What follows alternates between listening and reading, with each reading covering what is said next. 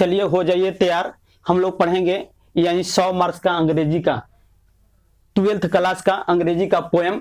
Lesson है 3 और summary है 5 नंबर, एकदम पक्का है। Director Raju sir. चैप्टर का नाम है now the leaves are falling fast, यानी इसका हिंदी बगल में दिया हुआ है कि अब पत्ते तेजी से गिर रहे हैं।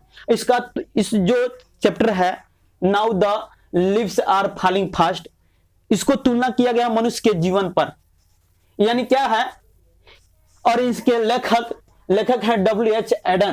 एडन यानी इनके लेखक हैं। वो क्या कहते हैं कि now the leaves are falling fast is an educative poem composed by W.H. Auden, यानी जो ये चैप्टर है लेसन है, इसको किनके द्वारा, यानी W.H. एडन के द्वारा लिखा गया है। और ये जो चैप्टर है एजुकेटिव मतलब शिक्षा प्रदत्त है, यानी इससे क्या ज्ञान की प्राप्ति होगी। क्या कहते हैं कि in this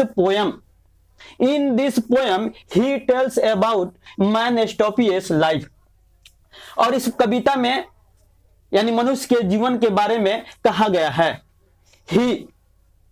he tells that man stopius life compare to season, यानी वह कहते हैं कि इसको यानी मौसम, मनुष्य के जीवन को किससे तुलना किया गया है, तो मौसम से इसमें तुलना किया गया है इस पाठ में, यानी इस कविता में। क्या कहते हैं, there are 4 stage of man stopius life, और बताते हैं कि मनुष्य के जीवन में 4 चरण होते हैं।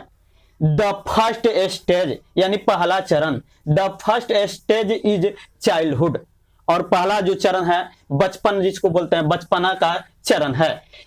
इट कंपेयर टू स्प्रिंग, जिसकी तुलना यानी बसंत ऋतु से इसमें की गई है इस पाठ में। The life of childhood is golden stage, और कहा गया है जो बचपन का जो जीवन है, बचपना का जो जीवन है एकदम क्या है, यानी स्वर्णिम चरण है। यानी बचपना का जो चरण है क्या है, स्वर्णिम यानी स्वर्णिम, यानी जो सोने के समान यानी जीवन है। देयर इज नो टेंशन, और इस जीवन में जो बचपना का जीवन होता है उसमें कोई टेंशन नहीं होता है। नॉर्मली बात है, छोटा बच्चा को ना कुछ सोचना ना कुछ, यानी किसी के बारे में कुछ सोचना विचारना कुछ नहीं करना पड़ता है। तो यही बात कहा गया कि there is no tension is childhood, यानी और कहा गया कि there is no tension in childhood, बचपना को जो बचपन की जो जीवन है उसमें कोई टेंशन नहीं होती है। यानी स्टूडेंट लाइफ यानी छात्र जीवन जिसको बोलते हैं, स्टूडेंट लाइफ यानी छात्र जीवन। Student life is full of struggle, और छात्र जीवन है जो क्या है, स्ट्रगल मतलब होता है संघर्ष से भरा पूरा है। यानी जो छात्र जीवन यानी हम लोग पढ़ रहे लिखते हैं वह जो जीवन है क्या है, यानी संघर्ष से भरा पूरा है। इट कंपेयर टू समर, जिसकी यानी तुलना यानी गर्मी से की गई है इसमें। The third stage is guardian, और तीसरा जो चरण है गार्जियन का, यानी जिसको हम लोग कहते हैं अभिभावक का यानी चरण है। इट कंपेयर टू एटमन, जिसकी यानी सर्दी से की गई है, सर्द वाला ऋतु से की गई है, सर्द ऋतु से की गई है।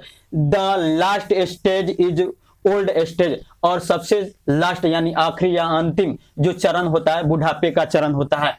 ओल्ड लाइफ इज मिजरेबल, और जो है यानी बुढ़ापे का जीवन है सबसे दुखमयी जीवन है। बिकॉज चूंकि old man does not do anything without permission, और बुढ़ा आदमी बिना किसी अनुमति के कुछ भी नहीं कर सकता।